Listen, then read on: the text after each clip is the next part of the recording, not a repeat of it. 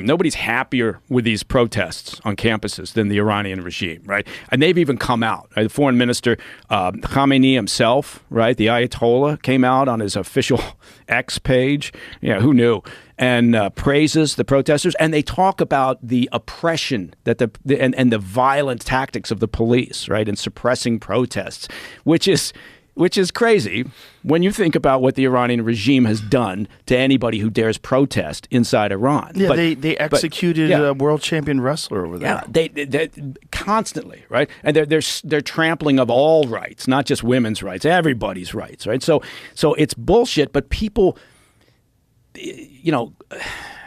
I don't know, people buy it. I don't know how. They only have a peripheral understanding of the workings. Yeah. So the inner workings of all this stuff. But then the Russians and the Chinese, they're all taking advantage of this as well, right? Chinese bots have been out there trolling around and promoting the chaos, right? If you were to switch on television, right, in Moscow or in Tehran or in Beijing, you'll get a lot of coverage of these campus protests, right? This is ideal for them. It's exactly what they want.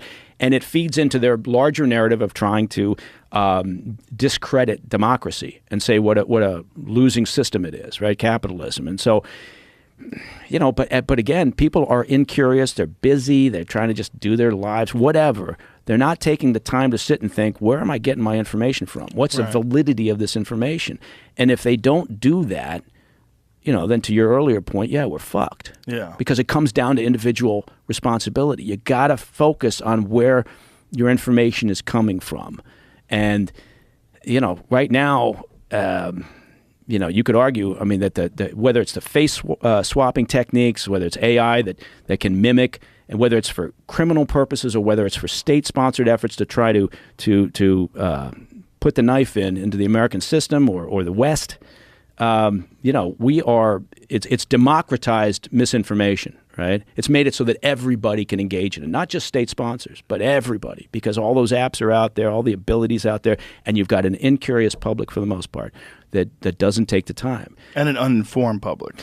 Most of them are not even aware that there's foreign elements that have an influence on our culture. Yeah, which is shocking if you think about it, right? It's shocking, but so few people are aware of anything other than what's going on in their own life and what's going on at work. Well, life is messy and it's tough, and you're trying to raise kids, and you're trying to put food on the table. You don't have time. And I talked to some of my friends about this stuff, and their eyes glaze over.